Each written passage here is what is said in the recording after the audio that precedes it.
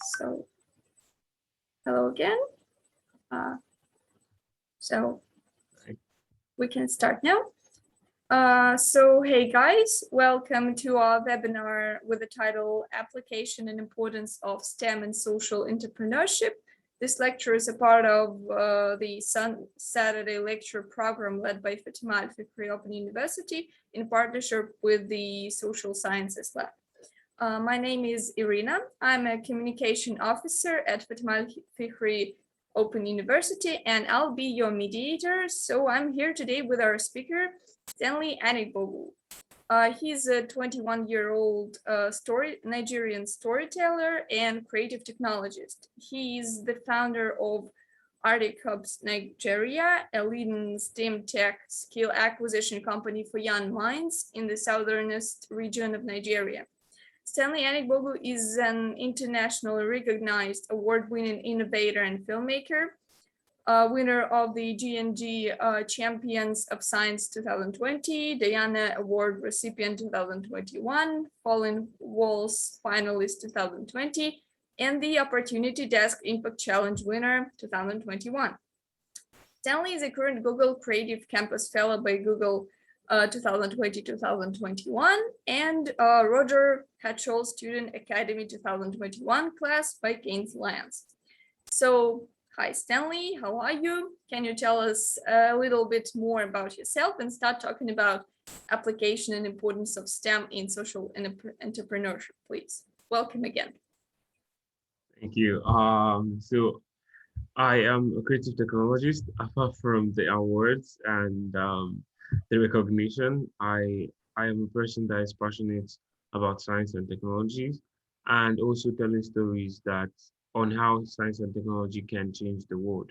So this is what I do, and I am currently the founder and CEO of ArtecHubs Nigeria. So ArtecHubs Nigeria Science, Technology, and Maths to inspire kids and motivate them and give them trainings that would help them develop ideas and work on solutions that solve problems in or around their society. One of our solutions is focusing on STEM, which is science, technology, engineering, and maths, using STEM as a leverage, as a tool to inspire the next generation of change makers and problem solvers. So when you're talking about social entrepreneurship, it's a very broad field, and you can solve problems in the world and the community with different ways. You can solve problem as a filmmaker, as a fashion designer, as a rock climber. There are so many ways you can tackle problems and solve them in the entrepreneurship space. So it's basically doing what you love to do and trying to create a sustainable living from that. So I started at ArtecHubs when I was 15 with my friends. So at first we started going to schools and asking, hey, can we teach your students? We are really with using local materials to work on science fair projects. And it started like that. We got from 3 schools to 16 schools. And it was really difficult at first because it's not everyone that believes that you are good with science. You have to prove yourself. So with time, with the very few schools that believe in what we're doing, we're able to grow. Looking at that, and with time, we became more than just a training company that trains students on using local materials to work on projects. So we kind of used them to come up with technological solutions. So these solutions are applied into the education system to solve problems. And learning more about business models, lean canvas, it opened my mind to limitless opportunities. So this is major what every entrepreneur, the major problem every starting entrepreneur faces is not being able to identify the business aspect of their idea. You understand? Majority focus on the passion, the idea part. They put much time in the ideation process, and they forget the conversion process. That's why it becomes an enterprise. It becomes social entrepreneurship. So you can have an idea of a problem you want to solve, a problem that you're passionate about,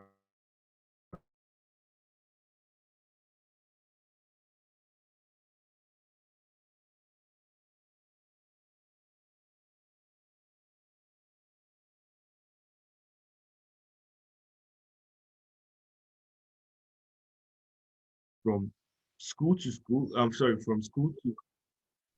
Can you hear me? Sorry, you're out for a minute or so. Wow. Could you repeat, Yeah. please? Was I? Where did I get cut off? It was just like 1/2 a minute. You were talking about what social entrepreneurship is. All right. So I think I'm just going to start from there again. Okay. Talking about social entrepreneurship, I think I'm going to leverage more on that. Then we can gently dive into what STEM is. So social entrepreneurship is basically solving problem and create a business around that solution in order to create a sustainable solution that would also generate revenue for the business and the business owner. So this is a problem that major like baby social entrepreneurs, that's what I call my students that want to become social entrepreneurs. I call them baby social entrepreneurs. They focus more on the problem and the solution, and they do not focus on the conversion. Like, how do you generate revenue around that? So social entrepreneurship is at ArtecHubs, we believe in three major pillars: people, planet, and profit. So you have to make sure that your solution is connecting with people. Your solution is not damaging the environment, and it is promoting and helping create a better world. And also it has to generate profit, because if you don't have profit, it's no more social enterprise. It's not a non-profit organization. It's probably an NGO, or I don't know what you could call that. So ArtecHubs was really hard for us to dive into that social entrepreneurship or social enterprise section, because the problem we had was we knew what we were good at. We were good at using materials to create science projects. But the way is, how do you apply that science and ideas to make a living out of it? So what we did is we focused on ourselves, training ourselves, and getting to know much more about what we are doing. And this is really important. You have to know yourself in order to know which strata or niche you have to go into in social entrepreneurship. You can be good in tech and you move into fashion as a social entrepreneur. It's really difficult for you to survive, because if you do not know much about fashion, or you don't have the passion for fashion, you're not going to survive. So we've discovered what we are good at and we strive from that. So what we did is we went to schools and we're like, okay, you don't have to pay us anything. The schools, you don't have to pay us. All we need from you is give us access to it. And we talk to the parents, and the parents pay us for their for their children's education and training. So we changed our business model. So focusing on the importance of changing your business model, making sure you have a sustainable business model that provides profit for your business. So after generating, we were able to convert, because now parents paid for their kids individually, and our business started making and generating our revenue times 4 of what we used to make. So just changing who your customer is can change the whole business. Now, when you're talking about applying science and technology, engineering, and math to social entrepreneurship, it's still a broad field, because you're talking about science. Science contains a lot. You have marine science, you have space science, you have different types of science. So when you're talking about science alone, not even technology, not even the engineering or the mathematics. So science STEM is a very large field to play with. So you have to, like I said, you have to be sure, what problem am I solving? It's very important. Identify the problem you want to solve. Then the next is identify yourself. What do I have, or what can I acquire to solve this problem? Then when you're able to identify that, you ask yourself, okay, now what skills do I need? Then that's when you start building your team and getting people on board to work on that idea with you. So at first, I am not really good in electronics and robotics. People normally see me and think I'm this kind of tech guy, but I'm more of a creative person. I come up with crazy ideas regarding science and technology. So what I did is, instead of focusing on learning electronics, robotics, coding, no. What I did is I relaxed and I started building my creative parts, like coming up with ideas. So what I did is I learned product design, because product design is a field where you can be able to draw those ideas, make those designs, have the way your product should look. Then I got a team, one electronics engineer, one robotics engineer, one electrical engineer to work with me on developing the brand. So right now we have close to 10 workers of different aspects of engineers, and we do not employ people based on their degree. We focus more on the skill. So it doesn't matter what degree you are in when you want to apply STEM to solving problems. You can have a degree in accounting, but you can still learn those skills around science, technology, engineering, and math. Our generation is so blessed that we have YouTube, and YouTube is like the ground pool of all knowledge. And this is something that people do not leverage from, which is really sad. So the aim is, how do we solve problems? You understand? Using STEM. So majorly is, like I said, identify which problem you want to solve, know which skill you need to learn, and know how you want to solve that problem. Build a team. After building a team, then know where you are. You understand? I might be in Nigeria and someone else in Germany wants to start a business that recycles plastic to make, for example, yeah. So recycling plastic to make shoes, it's using STEM, you're using science, because that's really advanced science, technology and engineering, and even maths is put into that process.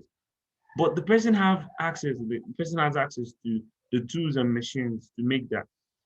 The same, me in Nigeria wants to convert that plastic. So the problem is we are trying to reduce plastic pollution, right? That's the general problem the both of us have in common that we want to change. And the both of us really have that passion for the planet. So the way I solve that problem is not going to be the same way someone is going to solve that problem. You understand? So identifying where you are and what you want to do. So I'm in Nigeria and I want to reduce plastic waste. What I'm do is look at the ideas I have and what I have around me. So like right now we're working on this design of using Coca bottles, the plastic ones, to make pencil pack for students. So this is kind of innovating and designing something that doesn't require heavy machineries to make. So we're making pencil parts that are cheaper, converting plastic waste. And for the design of the body, we are just going to get pieces from the tailor's shop. We pack them up because it's also waste. We pack them up and we use it to cover the plastic can. Then it has this traditional line and artistic flair to it. So this is also how you can solve a problem. Be sure you know the problem you want to solve. You might want to solve the problem of weight loss, but it's not going to be the same appetites that you or diets that you are going to use that I am going to use. So know yourself. Like one of my mentors told me, know yourself before you know thy solution. So you have to know yourself before you know the solution. And applying STEM and science, engineering, and math, it's almost you have to know everything. Learn. Every day is a learning process. Like I learn, make sure every day I have a new fact written down in my journal where I write down new facts every day. So learn. Science is really amazing. Technology is, whoa, I believe my team and I believe that anything is possible. Most of the times we meet clients and they ask, so you're running this hub that uses tech. I want to make this device. How do I, is it possible? We're like, we don't know if it's possible. We're like, yeah, sure, it's possible. Just send us your design, tell us how you want it to look, and we will see how possible it is. We have so many projects that I wish I could show you them, but I think we have returned them to the office. So we had this student of ours, trying to solve the problem of kidnapping in Nigeria. Now, we designed this. I'm just trying to show you that the diversity of solving problems. You don't have to focus on one general area. So in science, that's still trying to show you the broadness of science, technology, engineering, and maths. We had a problem, five each into four groups. So we paid them five each into four groups, and we give them a common problem. Solve the problem of kidnapping in Nigeria, because we have this major issue that students are getting kidnapped from school. So four groups, they are meant to use science and technology to solve that problem. One group developed an app that can be used to track someone with a tracker. Like you have to just put a GPS tracker in your zip. And that is can you hear me? Can you hear me? Yeah, now I can hear. It was just 10 seconds. Sure. Sorry. So okay. One of the students came up with the idea of using an app and pinging it with a GPS tracker so you can be able to find the person once the person is missing. And when you look at this solution, it's basically combination of hardware and IoT, that's Internet of Things, like using Google Maps and so many other things to identify where that person is. And when you look at that idea, it's a mixture of software and hardware in order for that solution to work. And we saw another group work on a different project. They created wristwatch. You have to click. Can you hear me? Okay. They created a wristwatch. Click on the wristwatch when you're in danger, and the wristwatch alerts the nearby police station using radio waves. And that was a different application. They used hardware only and used waves. So it alerts, and the police are able to ping back where that signal came from and know your exact location and know where you are. And seeing that diversity in solving one problem with different solutions shows you that you can solve problems differently using technology. The application is limitless. If you haven't thought of it, doesn't mean it's not possible for it to exist. So when you're coming up with giving this advice to any social entrepreneur that wants to solve problems, is identify the problem. Don't cancel any ideas. All the crazy ideas are the best ideas. I always tell my students, the crazy ideas make the best ideas, but doesn't mean all crazy ideas are, are possible, but most of them are really the best ideas. So really important for you to identify the problem. I just want to make go through the steps again. Identify the problem you are passionate. Make sure you're passionate, because it's not easy. It's really not easy. You have to go through a lot. So make sure you are really passionate about solving that problem. If not, I give you a percent evaluation that you're going to give up if you're not passionate about it. So find a problem that you're passionate about.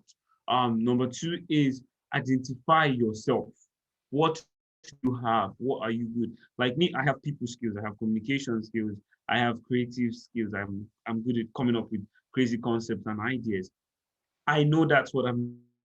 I have to find someone else that is good at electronics. I have to find someone else that is good at mechanics. If it's often better if you can find someone that is good in electronics and mechanics at the same time. It gives you this additional plus to your team. So after that, know yourself. Just take this quote: know thyself before you know thy solution. So once you know yourself, know your solution then, because then you already know the skills you have and the space you are going to work within. So if you only have web developers and app developers on your team, and you're good at coming up with UI designs or app design or software design, focus on a solution that leverages on your team. Very important. Don't go. If you try to go out, you're definitely going to go and source for more team members. And if you're a social entrepreneur starting, don't start with a team more than 5 people. You need work with a very small team that focuses on your solution, that has the skills relevant for your solution. Don't get once it gets crowded, you're going to have mixed opinions. You're always going to have this. struggle of power at the beginning because we are all human beings. You still need to control your business. This is social entrepreneurship, but this is eventually still a business. It still has to generate revenue, create turnovers, and grow eventually. So after finding your solution, that is the next.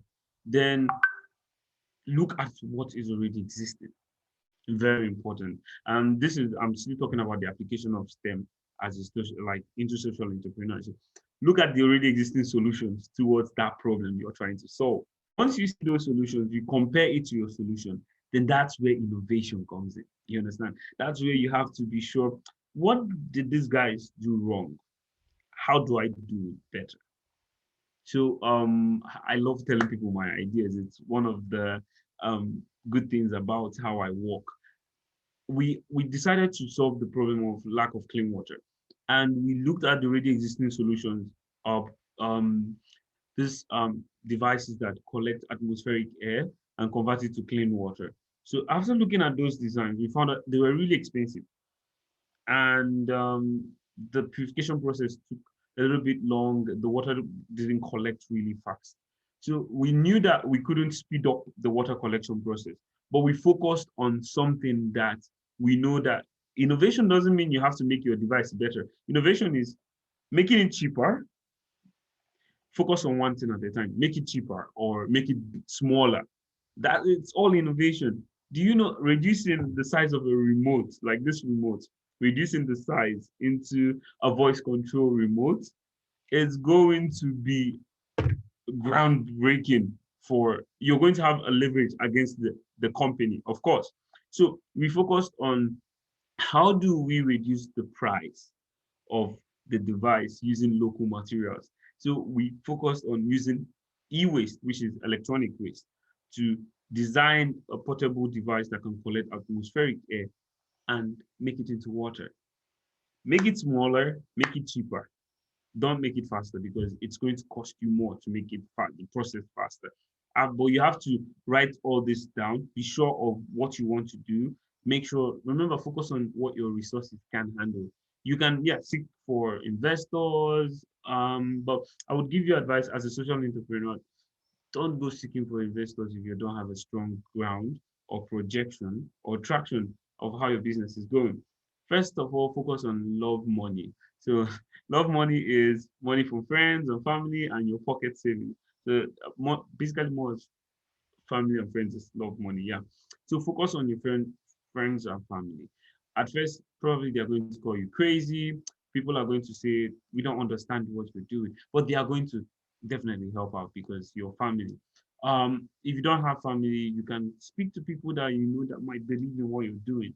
Find people. Listen, there's something I discovered is when you have an idea, there is always going to be that one person that will believe in you. There is always that one person. Always. Like people tell me, I started this, no one believed in me. I was like, it's a lie. Someone believed in you. Because if no one believed in you, I'm not sure you would have gotten because your very first customer actually believed in you for you to get to where you are. So someone actually did believe in you because if no one believed in you, nobody's going to buy what you're selling. So, like innovation, be sure of the already existing solution. Be aware of them. They are your competitors. So be aware of them. Make sure you innovate so that your product is it's a new baby in the market. But that new baby has superpowers. So make sure you give your new baby superpowers. So I'm going to put it in this way. Let's say you have this remote and it has the ability to fly, and you're about to bring in a new remote. Let it have the ability to fly very faster than this one. Then, of course, everybody is going to shift their attention from the old baby that can just fly into the new baby that can fly very fast. So this is what people actually do. Make sure you innovate. Make sure you are better than existing. Always have space to grow. It's really important because when we first started, we focused on local materials. Before you knew it, there was this new hub that opened up. So we had competition. And it was really, we were scared because we were just like 16-year-olds, 17-year-olds. The oldest on our team then was 20-year old. I was 17, he was 20. So, but I was actually the team leader. So remember, age doesn't matter. It's a journey. It's a process. You have to grow with it. Doesn't matter how old you are or how young you are. It's all about the dream and the passion. So we started and we were scared. The business was really going fast. They started acquiring more schools. At the point they were trying to make us become employees in their company, telling us what we are doing is not. So what we did is we believed in ourselves and changed our business model. Like I told you, I can testify to you right now, we have collected most of the schools from them. And the reason why is because of customer relationship. It's really important as a social entrepreneur. Make sure what you're selling is 100% quality. Make sure whatever you're trying to teach those kids, it's something that you would really want someone to teach you. You understand? I grew up in Nigeria without no mentor. I didn't have any support system or advanced technological schools to go. I had just my little baby phone. It was really a small what company was that phone? Hawaii. It was a I think it's Huawei. Yeah, it was a small Huawei phone. And I only had YouTube and Facebook that I was going to inventors group page, looking at ideas, drawing mine. That was all I had. And now I'm able to give back. I have made it my passion to solve that problem that I faced. So remember, what I'm trying to explain now is the problem aspect. It's not must is the problem you face.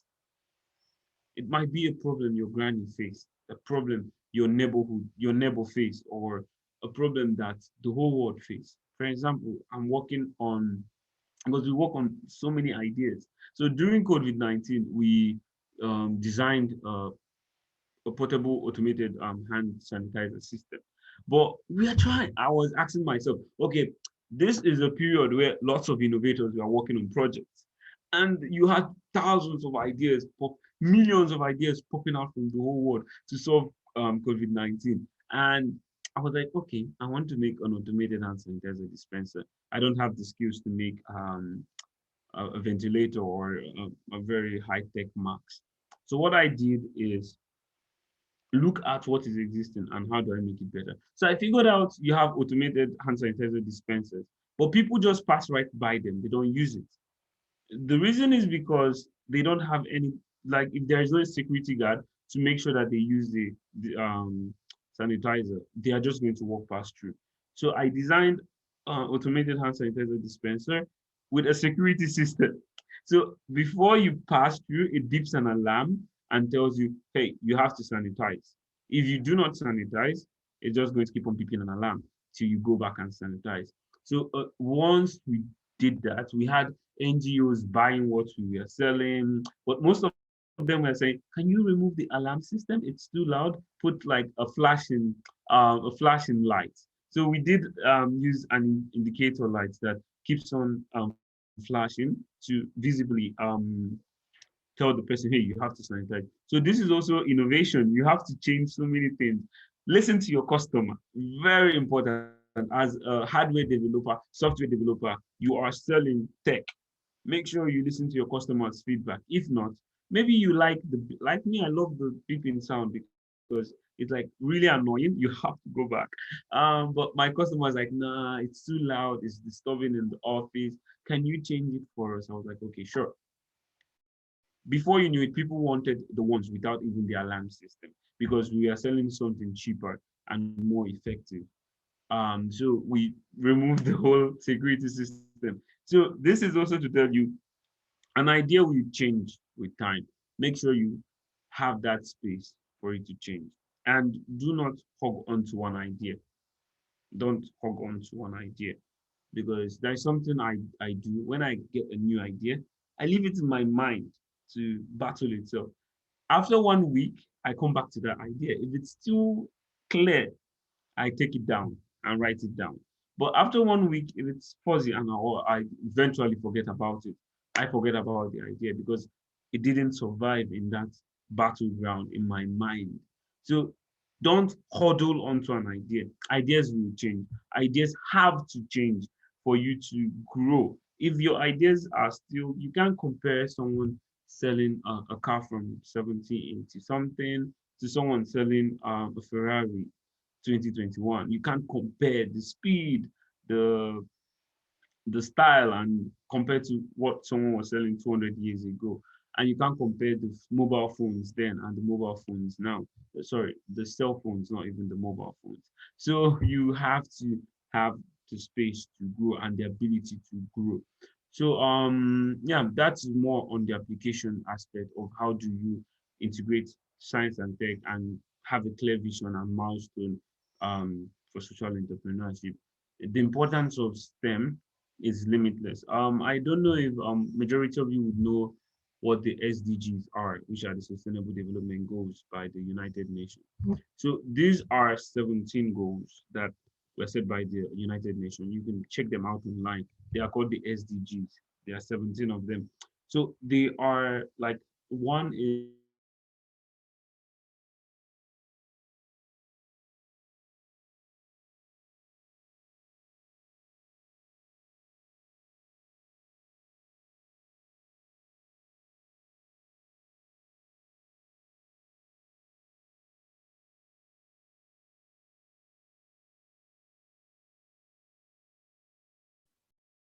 Sorry. Can can you you hear hear me? me? Yeah, I can hear you now. Okay, Sorry sorry. again. It was about 17 conventions. You want to start it?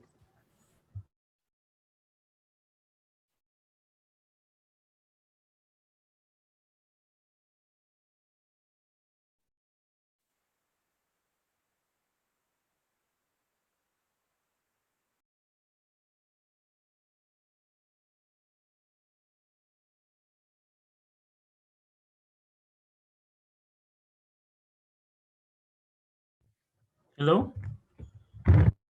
Yes, hello, I can hear you now. I'm sorry, my network. I hope this is not a Sorry problem. to, I'm sorry to, yeah, everything's all right. Let's Okay. just continue. Can you you can edit it, right? Um, I hope so, yeah. Sure. All Anyway, right. Awesome. So where did I get cut off? you were just started about this 17th SDGs. yeah, Yeah. SDGs. So the Sustainable Development Goals, you can like check them online. There are 17 of them. Number one is no poverty. I'm telling you the ones that I remember because these are the ones I focus on. Number four is quality education.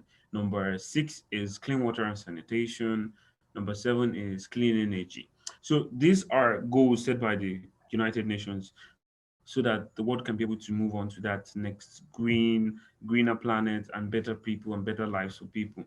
So focus on the SDGs. They're really a nice platform and really a nice way that you can know which problem you can solve because they have this 17 spaces that you can tap out from. Like no poverty, you already know that the aim of your solution should help eradicate poverty. Quality education, you know that your solution should provide quality education either by providing reading lamps for students or providing school bags for students. You can do it in so many different ways. So check out those sustainable development goals. They are really amazing. I wish I knew about them when I started, but I did find out about the SDGs along my career. So if you're just starting your career as a social entrepreneur, do check them out. They are really important for you to know.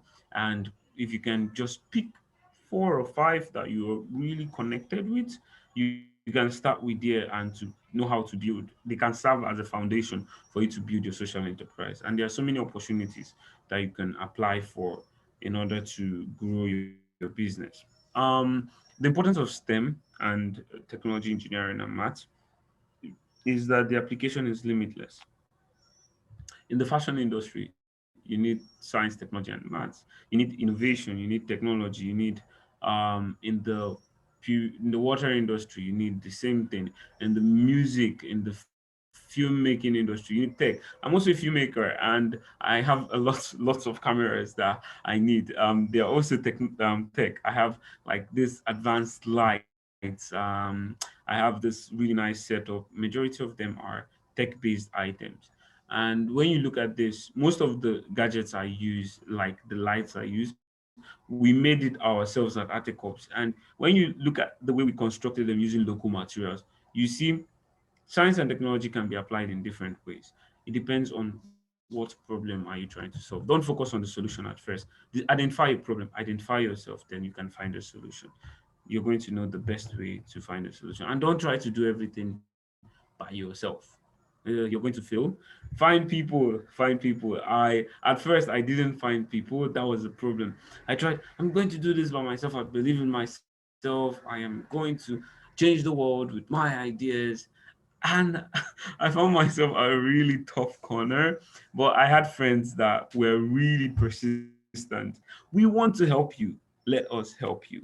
Then I was like, when I was in the tight corner, I was like, yeah, you can help me. Then I had friends that really helped me. And right now, we're super proud of ourselves, how far we have gone.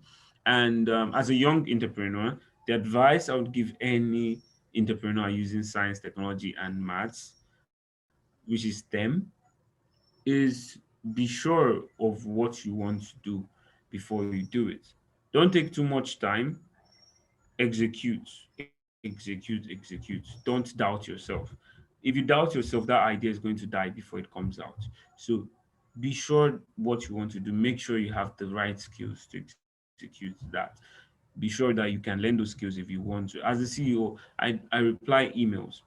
I do social media posts. I do graphic. I didn't know how to do graphic design, but I'm learning how to do graphic design because at times you tell, "Hey, can you do this graphic design for me?" As a social entrepreneur, you will not start by paying people huge amount of money because you need a sustainable business. So you have to start small. So maybe you don't pay the guys enough. They're like, "Yeah, I will do it," and you get caught up with schedule and deadlines. So you eventually have to learn some skills along the way if you want to start a business, because most times people are not reliable at times. So you have to be sure, do I have the skills? I do video editing, I do voiceover. So you have to be versatile to learn. And you don't need to be a science expert or a technological expert or an engineer or a mathematician in order to use STEM to solve a problem. You just have to find the people that have those skills and be a people person. Like Alibaba, yeah, what's his name again? The person, the founder of Alibaba. I forgot his name, but he said something.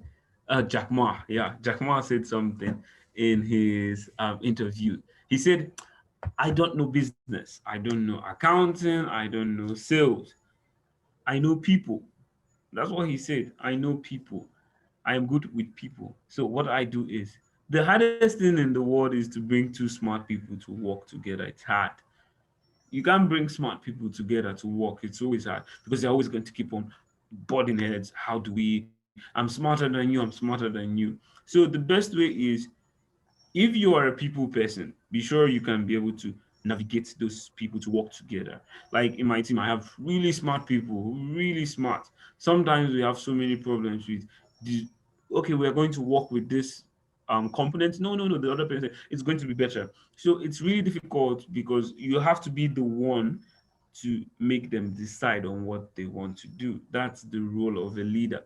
So if you're not a leader type of person, but I believe everybody is a leader. It depends on when you stand up to the occasion. That is when your true leader comes out. So if you don't think you have the power to start your business, find someone that has that leadership quality to be in your team.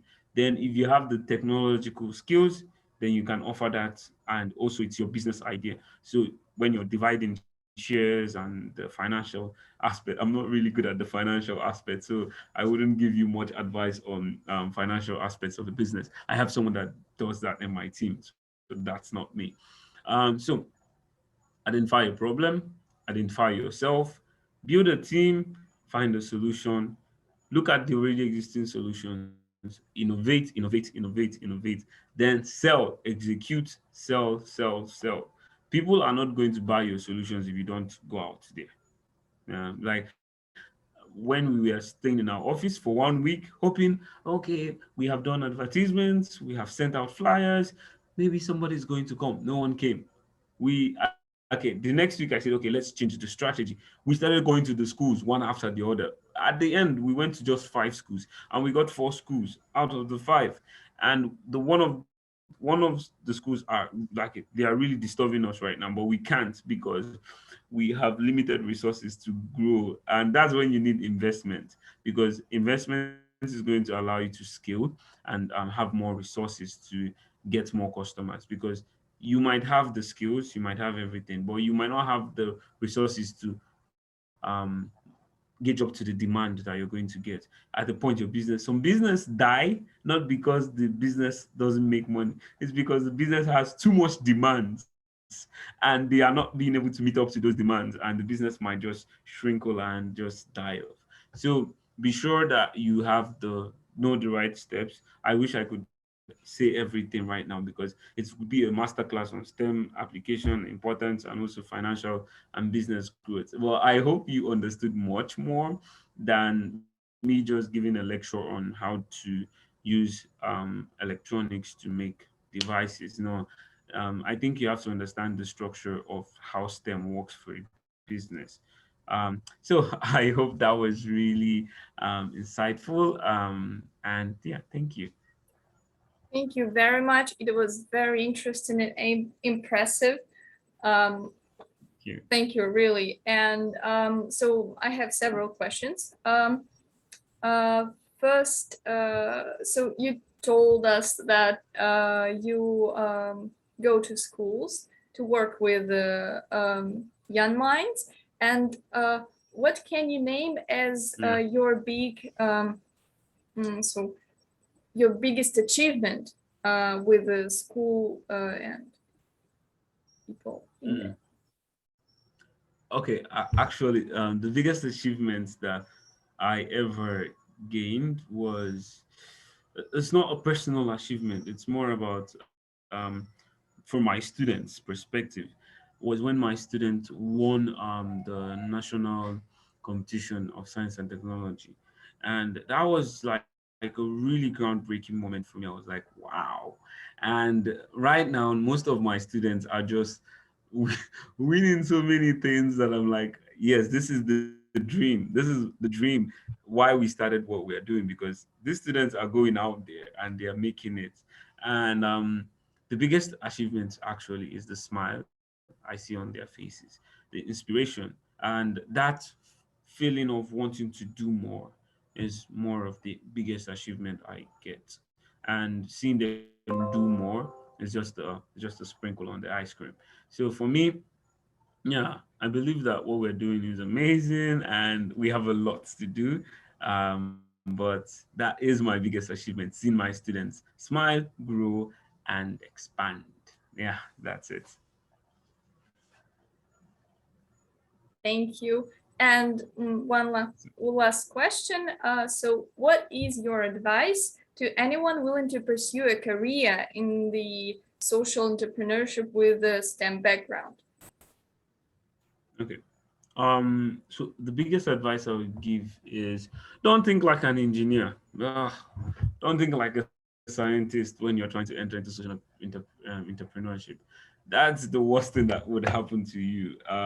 Don't think about the big tech or the amazing devices. That's really overhyped of coming up with futuristic tech to solve simple problems. There are so many problems that just require a very small tweak to the already existing solution. So dream big, think big, but remember, make sure your solutions do not eat you up.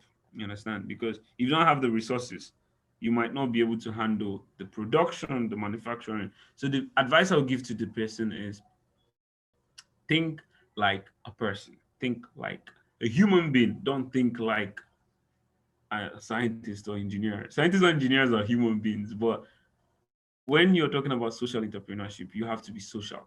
That's the key word. You have to be social. So speak to people. Don't stay in a lab or in your screen or Google. Don't, people make mistakes about Googling facts.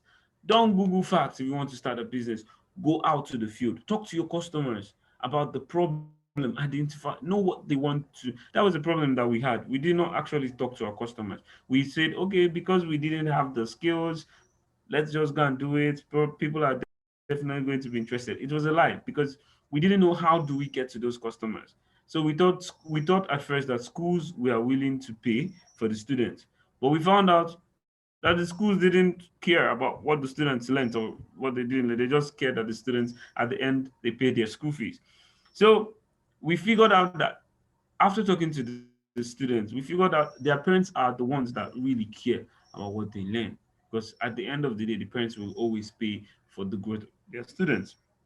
So at that point, I stopped thinking like that young boy that wanted to change the world with tech. I started thinking like that young businessman that wanted to change the world using tech, not with tech. You understand? There's a difference. Changing the world using tech. So don't stay in the lab and behind the screen and start typing how to stop world hunger, the record of world hunger, how are people affected by world hunger. Go out, ask them, how are you affected? Speak to people. Once you speak to people, you're going to get the best feedback. You're going to come up with a solution.